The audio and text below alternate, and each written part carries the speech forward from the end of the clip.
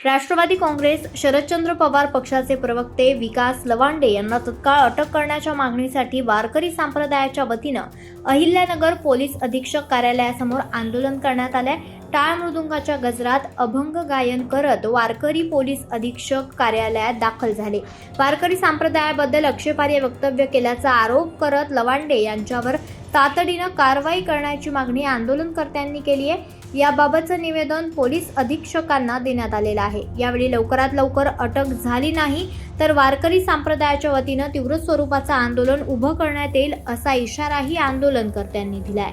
म्हणून या ठिकाणी आम्ही सर्वच वारकरी मंडळी मारामारीच्या भूमिकेत नाही तर संविधानिक पद्धतीच्या भूमिकेतून खऱ्या अर्थाने या ठिकाणी SP ऑफिसला निवेदन देण्याकरता आलेलो आहोत। महाराजांनी मगाशी सांगितलं, जर हे लवकरात लवकर या व्यक्तीला अटक केली नाही तर त्या ठिकाणी आम्ही अजून तीव्र भूमिका म्हणजेच मंत्रालयापर्यंत जाण्याची जरी भूमिका असेल तरी सुद्धा आम्ही वारकरी मंडळी त्या ठिकाणी घेऊयात। कारण की कोणत्याही साधू संतांचा अपमान जर होत असेल आणि आपण जर तो आपण शांतपणे ऐकत असू पण त्यामुळे आपण संतांची लेकरं संतांची आपत्ती म्हणून घेण्याचं काही आपल्याला एक अधिकार नाही।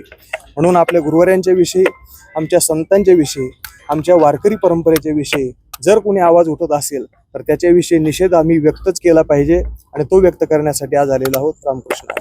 आवाज जनतेचा, लढा सर्वसामान्य जनतेच्या न्याय हक्कांसाठी।